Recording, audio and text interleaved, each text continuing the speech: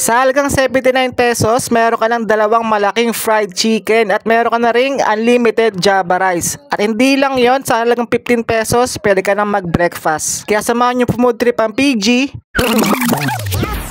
So, nandito tayo ngayon sa likod ng palengke ng Towerville, Barangay Gaygaya, dito sa San Jose del Monte, Bulacan. So, itong kakainan natin ng Sadik, Juicy and Crispy. Sa halagang 79 pesos, meron ka ng magdalawang fried chicken na unlimited Java rice. Pero kung 55 pesos lang budget mo, meron ka ng isang perasong fried chicken at unlimited Java rice na yon. At meron din silang sinaserve na breakfast. Sa halagang 15 pesos, pwede ka na makakain ng isang breakfast. So, 10 piso isang ulam at 5 piso sa isang Java rice. Sobrang sulit na nito. Sa halagang 15 pesos makakain ka na ng breakfast, makakapamili ka pa na iba't ibang klaseng pritong ulam. At sa halagang 5 piso meron ka ng Java rice, hindi plain na Java rice ang isa-serve sa inyo. So ito na ang sinadya natin, ang dalawang malaking fried chicken na may kasamang unlimited Java rice sa halagang 79 pesos lang. So meron silang 7 na klaseng sauce na pwede nyo ilagay sa fried chicken nyo. So that time ang pinili ko ang buffalo sauce. So sobrang sarap na ito kasi tama lang yung anghang tsaka yung alat ng fried chicken at sobrang crispy and juicy. That time maga akong nakapunta dyan, so 3 sauce pa lang yung nagawa nila.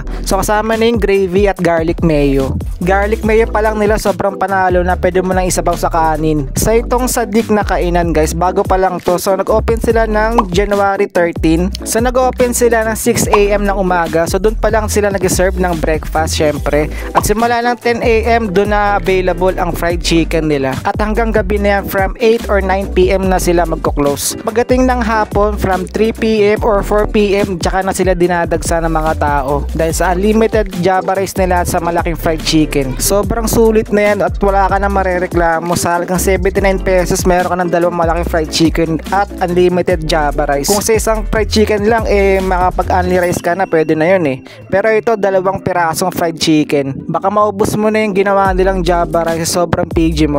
Doon pa lang sa halagang 15 pesos, meron ka na isang klaseng Java rice at isang klaseng ulam. Saan ka pa? Kaya hindi na ako nagtaka kung bakit dinadagsa to, lalo ng mga estudyante at mga tricycle driver. At nakita kong sarili kong babalik pa ako dito. Sulit na, masarap pa. Yun lang, try nyo na din. O siya, sige na, follow for more!